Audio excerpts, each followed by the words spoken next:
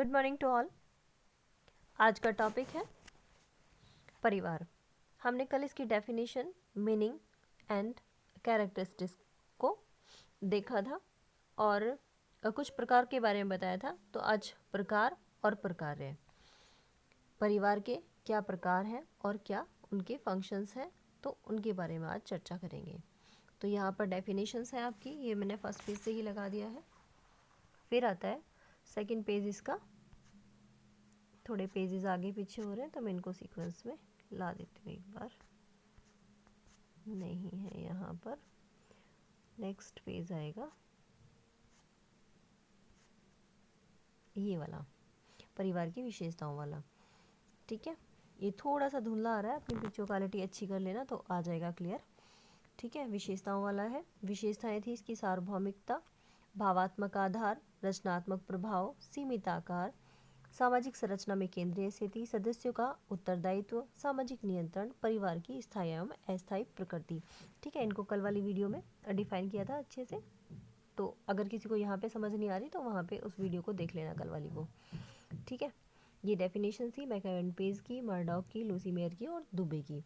ठीक है, मर्डॉक ने 250 आदिम परिवारों का अध्ययन किया था, इसके बारे में बताया था। और मैलिनोव्स्की ने परिवार ही एक ऐसा समूह है जिसे मानव या मनुष्य पशु अवस्था से अपने साथ लाया है, तो इस बारे में भी चर्चा की थी।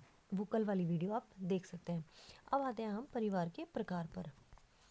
ठीक है, परिवार के प्रकार देखते हैं। परिवार के प्रकार ये केवल हमने कल रीड किए थे, संख्या के आधार पर, निवास के आधार पर। एक सेकेंड मैं ऑन कर लेती हूँ। ठीक है, क्योंकि छोटी छोटी सी चीज़ें हैं, बीए के सिलेबस में बहुत ज़्यादा भी नहीं आता है, तो जो मेन फोकस लिए तुम लोग एक बार सुन भी लोगे तो भी याद रहेंगी चीज़ें। Okay ma'am. परिवार के प्रकार जैसे संख्या के आधार पर बताया था, निवास के आधार पर, अधिकार के आधार पर, उत्तराधिकार के आधार पर, वंश नाम के आधार पर और विवाह के आधार पर, और कुछ अन्य आधार भी थे जिनके अकॉर्डिंग परिवार के प्रकार होते हैं या परिवार को बांटा जाता है अलग अलग हिस्सों में और तब उसे समझा जाता है। तो बस मैं एक एक पॉइंट करते चल रही हूँ, आप लोग सुनते रहना ध्यान से। जैसे संख्या के आधार पर परिवार बताया था, तो इसमें केंद्रीय परिवार या नाभिकीय परिवार। तो केंद्रीय या नाभिकीय परिवार कौन से होते हैं? ये सबसे छोटे परिवार होते हैं और ये आजकल नगरीकरण में अधिकतर पाए जाते हैं। ठीक है, और नाभिकीय परिवार में केवल या तो स्त्री होती है या पुरुष होते हैं और या फिर उनके अविवाहित बच्चे होते हैं। मतलब सिंगली, केवल अकेले रहना ज़्यादा पसंद करते हैं। अकेली लेडी होंगी तो उनके बच्चे साथ में होंगे और अकेले पुरुष होंगे तो उनके साथ उनके बच्चे होंगे। ठीक है, तो इस तरह के परिवार को नाभिकीय परिवार कहा जाता है या फिर केंद्रीय परिवार कहा जाता है। फिर आता है संयुक्त परिवार। संयुक्त परिवार के बारे में इतना ज़्यादा बताने की जरूरत नहीं है, आप सबको पता है। 3 या 3 से अधिक पीढ़ी जो साथ रहते हैं, मोस्टली 3 पीढ़ी कि हम, हमारे माता पिता और हमारे बच्चे अगर हमारे साथ हैं तो ये 3 पीढ़ियाँ हो जाती हैं साथ में। और ये 3 पीढ़ियाँ साथ में एक ही घर में निवास करती हो, सामूहिक पूजा करती हो, साथ में बैठकर पूजा करते हो और एक ही रसोई का बना खाना खाते हो। ठीक है, ये 3 मेन विशेषताएं हैं संयुक्त परिवार की कि 3 पीढ़ियाँ हो, दूसरा एक ही घर में निवास करते हो, एक ही रसोई का खाना खाते हो और सामूहिक पूजा में भाग लेते हो। ये संयुक्त परिवार कहलाते हैं। ठीक है, फिर इसी में आता है संख्या के आधार पर विस्तृत परिवार। 3 पार्ट में इसको डिवाइड किया गया, केंद्रीय, संयुक्त और विस्तृत। विस्तृत परिवार कौन से होते हैं? इसमें मातृपक्ष हो या पितृपक्ष हो, दोनों पक्षों के जो सगे संबंधी होते हैं वो सब रह सकते हैं। जैसे हमारे ताऊ चाचा हैं और हमारे किसके, जो मातृपक्ष के लोग हैं वो भी, कि मामा मामी ये सब भी साथ में ही हैं। तो इनमें कई बार पता भी नहीं चलता कि कौन से किसके साथ क्या संबंधित है। तो इन परिवार को विस्तृत परिवार कहा जाता है। केंद्रीय, संयुक्त और विस्तृत तीनों हो गए संख्या के आधार पर। फिर आता है निवास के आधार पर। निवास के आधार पर होता है पहला पितृस्थानीय परिवार। ठीक है, पितृस्थानीय, हमारे यहाँ पर पितृस्थानीय ही है। जब शादियाँ करके लेडी अपने पति के घर चली जाती है तो वहाँ पर उस परिवार को पितृ परिवार या पितृस्थानीय परिवार कहा जाता है। ये हिंदुओं, मुसलमानों एवं भील, खरिया आदि इनमें पाए जाते हैं। हमारे इधर भी इसी तरह का प्रचलन है पितृस्थानीय का। फिर आता है मातृस्थानीय परिवार।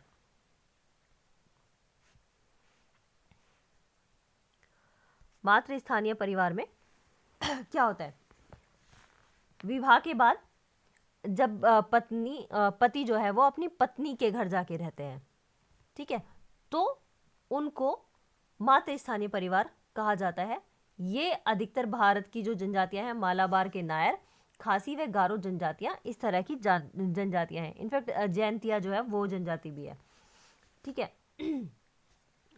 नायर, खासी, गारो ये सब मालाबार के हैं, जैंतिया भी वहीं की है। फिर आता है नवस्थानीय परिवार।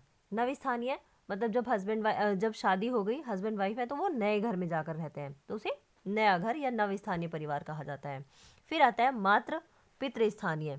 मातृ पितृस्थानीय तो ये है कि कोई बाउंडेशन नहीं है, चाहे तो आप माता के यहाँ पर जाकर रह सकते हैं या फिर पिता के यहाँ पर जाकर रह सकते हैं। मतलब या तो मायके में रह सकते हैं या फिर ससुराल में रह सकते हैं, कोई भी, हस्बैंड वाइफ के लिए किसी के लिए कोई बाउंडेशन नहीं है।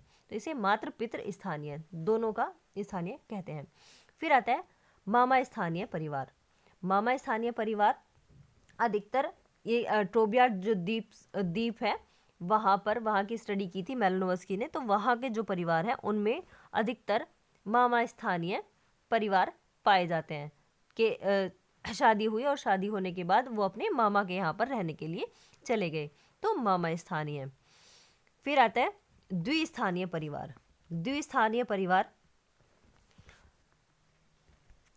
परिवार में जब विवाह के बाद पति पत्नी अपने जन्म के परिवार में ही रहते हैं। ये पाए जाते हैं लक्षद्वीप में, केरल में और अशांति जनजाति में। इस तरह के परिवार अधिकतर पाए जाते हैं।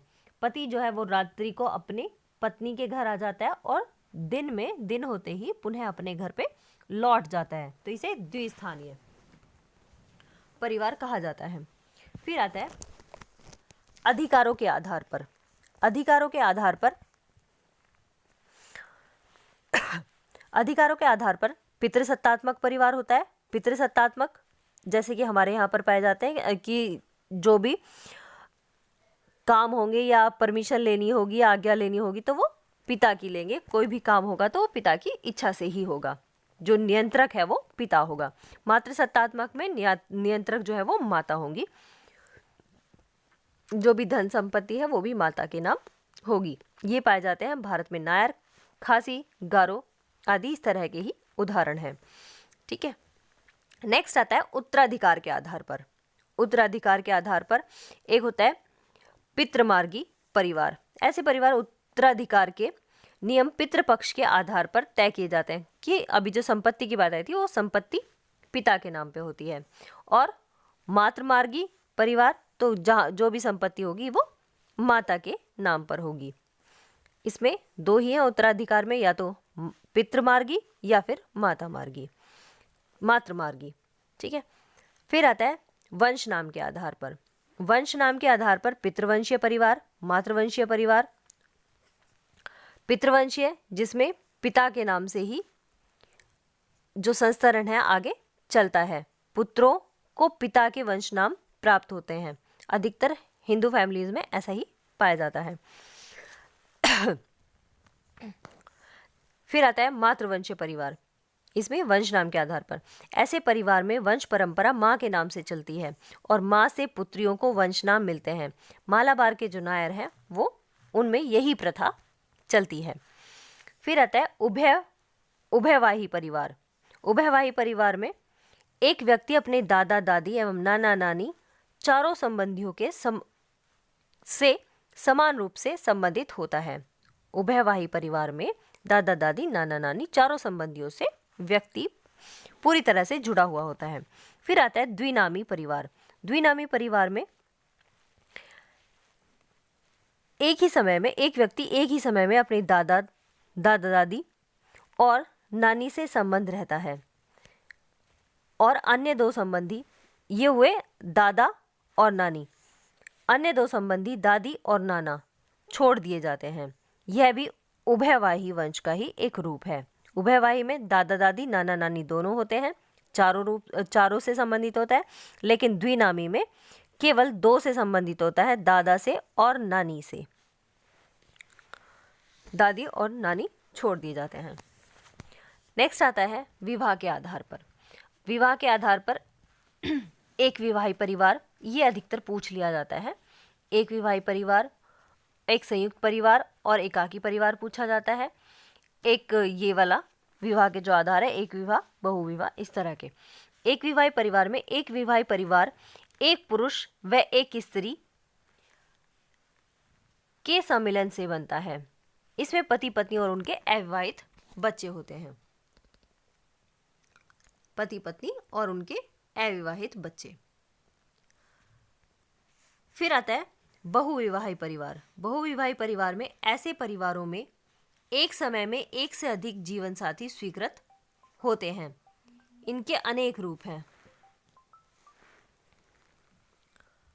इनके अनेक रूप हैं। एक सेकेंड। जैसे मतलब इनको भी बहु परिवार को बांटा गया। एक विवाही परिवार तो केवल एक स्त्री और एक पुरुष, जैसा कि हम सभी देखते हैं। और जो बहुविवाही परिवार है, बहुविवाही परिवार कहीं कहीं देखने को मिलते हैं और कुछ जातियों में देखने को मिलते हैं। जैसे बहुपत्निक परिवार, कहीं में के एक से ज्यादा पत्नी, जैसे यहाँ पर भी मोमडन्स में बहुपत्नी विवाह होते हैं, हो सकते हैं। एक से अधिक पत्नियां वो रख सकते हैं, कि वैधानिक तौर पर वो 4 पत्नियां रख सकते हैं।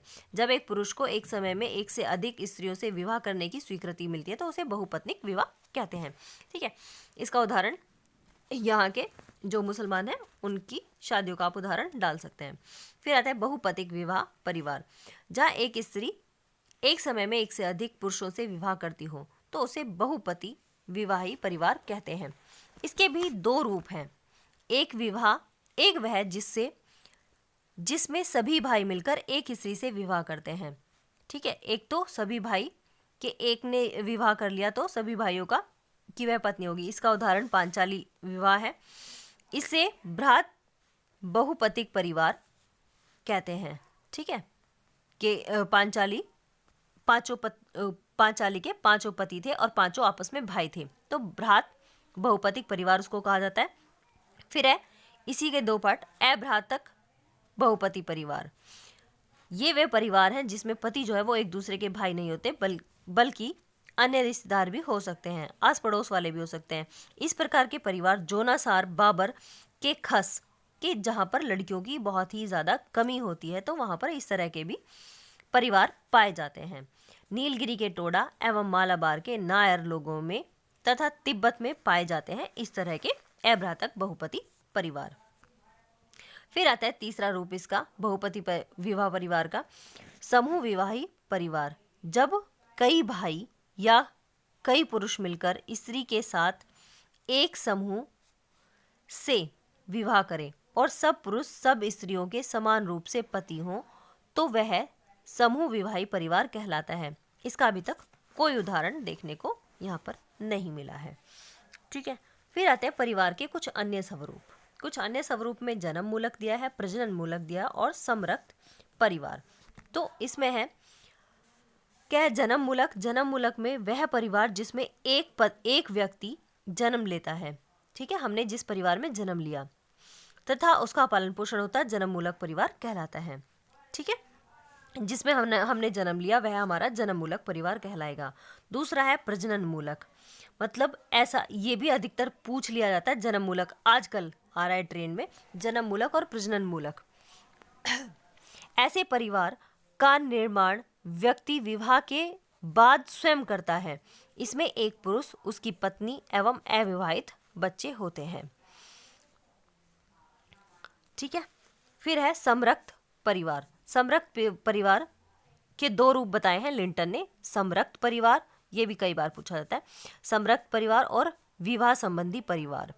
समरक्त परिवार में रक्त संबंधी होते हैं और कोई भी विवाह संबंधी उसमें नहीं रहता।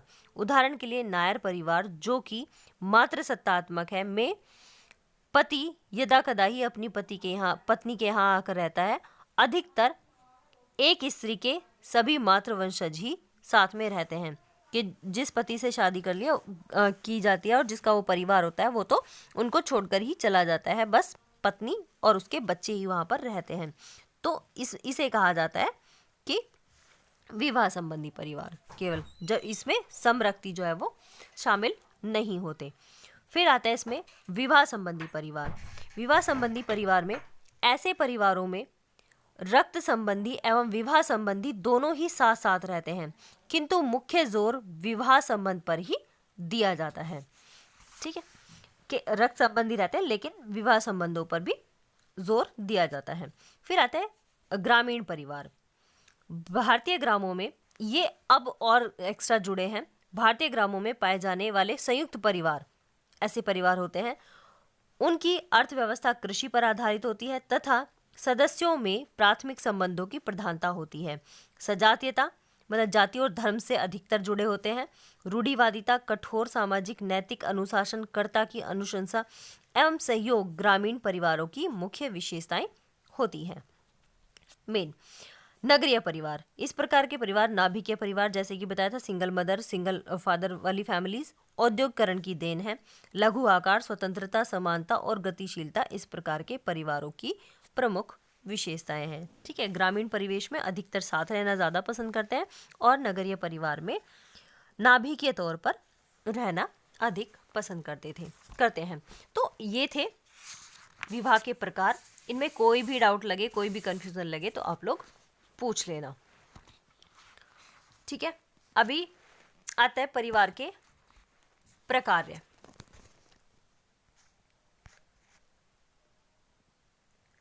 परिवार के प्रकार्य में है प्राणी शास्त्रीय कार्य। पहला प्राणी शास्त्रीय कार्य, बायोलॉजिकल फंक्शंस। बायोलॉजिकल फंक्शंस के अकॉर्डिंग इसमें 3 फंक्शंस हैं। एक जो हमारे शरीर से जुड़े हुए होते हैं, तो ये है पहला यौन इच्छाओं की पूर्ति, के जो सेक्सुअल रिलेशनशिप है उसके लिए शादियां की जाती है, उसके लिए परिवार बनाए जाते हैं। दूसरा होता है इसमें संतानोत्पत्ति, के एक वैधानिकता मिल जाती है पति पत्नी के संबंधों को कि वो संतानोत्पत्ति कर सके। तीसरा है इसमें प्रजाति की निरंतरता। विवाह इसलिए भी किया जाता है, परिवार इसलिए भी किया जाता है कि ताकि नई पीढ़ी को जन्म देकर परिवार अपने जो मानव धर्म है उसको आगे बढ़ा सके। गुड्डे एवं हार्ट लिखते हैं इसमें, यदि परिवार मानव की प्राणी शास्त्रीय आवश्यकताओं के लिए पर्याप्त व्यवस्था न करे तो समाज समाप्त हो जाएगा।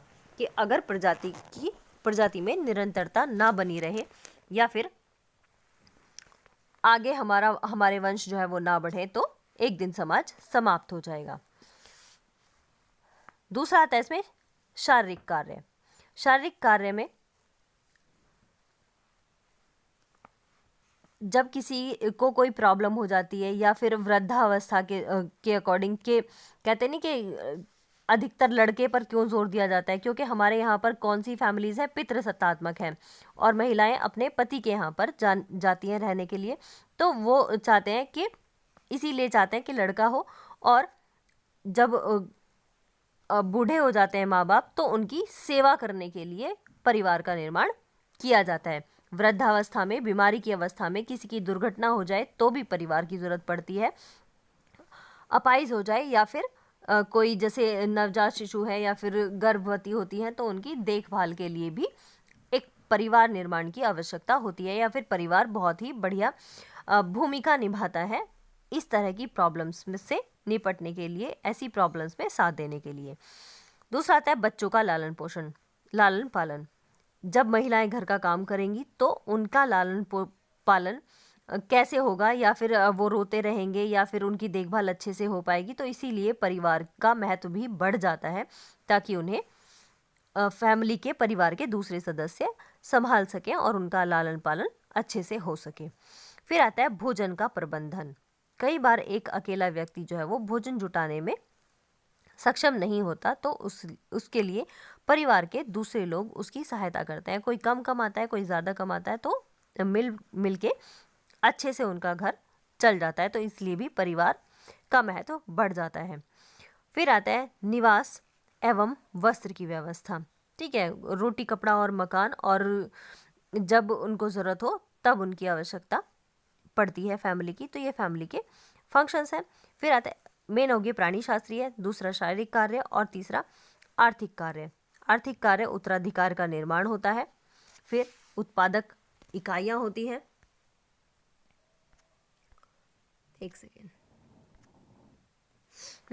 उत्पादक इकाइयाँ के उसके परिवार के भरण पोषण के लिए एक से अधिक उत्पादन कर सकते हैं। एक से अधिक लोग तरह तरह के उत्पादन किए, कोई शिकार कर रहा है, कोई पशुपालन कर रहा है, कोई कृषि कर रहा है, और चारों तरफ से भोजन इकट्ठा होकर आ रहा है, तो बच्चों का लालन पालन अच्छे से हो जाता है। फिर है श्रम विभाजन, जैसे स्त्रियों को घर का काम दिया जाता है कि वो घर का काम आराम से कर पाएँ, और पुरुषों को बाहर का काम दिया जाता है, मेहनत का काम दिया जाता है, तो इस तरह से श्रम विभाजन कर दिया जाता है। बच्चों को उनकी हेल्प के लिए छोटे मोटे कार्य ही दे दिए जाते हैं। फिर आता है आय तथा संपत्ति का महत्व। आय और संपत्ति के महत्व में परिवार की विशेषताओं के दौरान, जब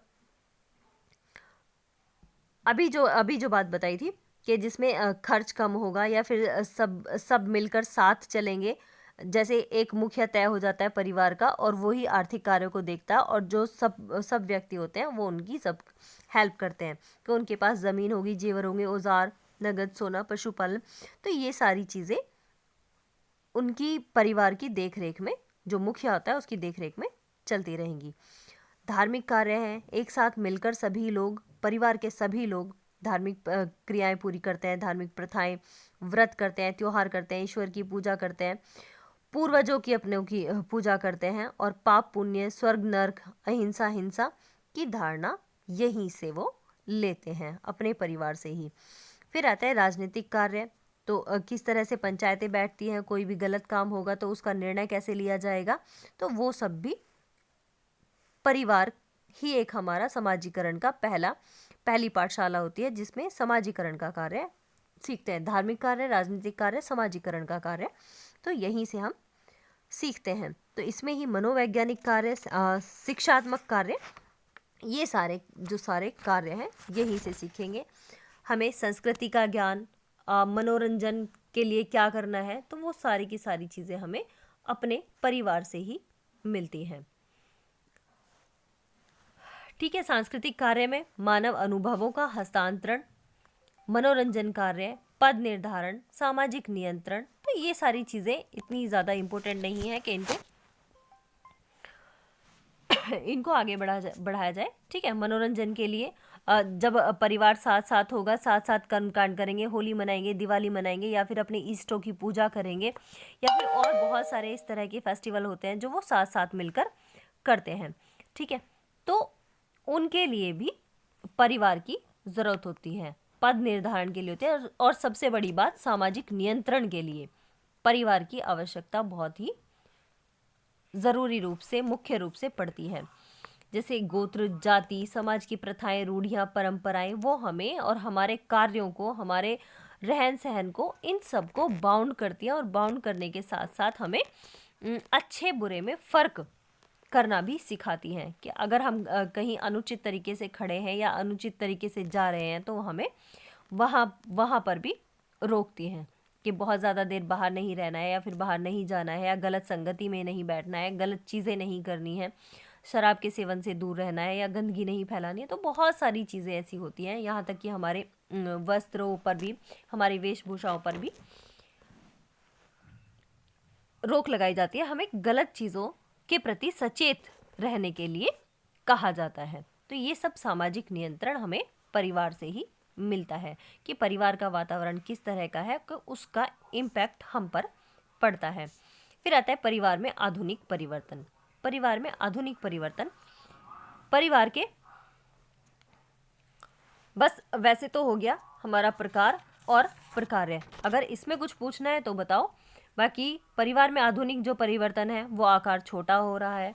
पति पत्नी के संबंधों में अधिकतर चेंजेस चल रहे हैं, कि पहले तलाक की घटनाएं नहीं थी, लेकिन आज तलाक की घटनाएं बहुत ही बढ़ रही हैं, क्योंकि आपसी जो मतभेद हैं वो चलते हैं अधिकतर। पिता के अधिकारों में कमी, अन्य सदस्यों का भी महत्व बढ़ रहा है कि एक उत्तराधिकारी एक नहीं रह गया है, बल्कि सब अपने अपने हक की बात करते हैं। विवाह एवं यौन संबंधों में परिवर्तन, जैसे आजकल जो बाहर फैमिलीज में रहते हैं, लिव इन रिलेशनशिप, सॉरी मेरे नाम याद नहीं आ रहा था, लिव इन रिलेशनशिप में जो रह रहे हैं, तो इनसे भी विवाह के रूप में परिवर्तन आ रहा है, क्योंकि गवर्नमेंट ने अगर लिव इन रिलेशनशिप में रहने वाले जो बच्चे हैं उनसे जो बच्चे पैदा होते हैं तो उनको भी वैध घोषित किया है गवर्नमेंट ने। तो इसलिए विवाह के रूप में भी परिवर्तन आ रहा है, क्योंकि सभी अपने अपने सर पे बोझ या जिम्मेवारियां या फिर बाउंडेशंस नहीं चाहते हैं, बहुत सारी रोक टोक से बच जाते हैं। स्त्रियों और सामाजिक दृष्टि से स्त्रियों की स्वतंत्रता का बढ़ना, ठीक है, जब इतनी सारी नॉलेज हो जाएगी, इतनी सारी चीज़ें हमें पता होगी, तो क्यों हम अपनी लाइफ को या फिर क्यों कोई अपनी लाइफ को इतना बाउंड करके चलेगा। तो इस वजह से भी काफ़ी परिवर्तन देखने को मिले हैं। नातेदारी का महत्व घट रहा है कि रिश्तेदारों से बहुत ज़्यादा कांटेक्ट में नहीं रहते लोग, अपना अलग रहना पसंद करते हैं, या फिर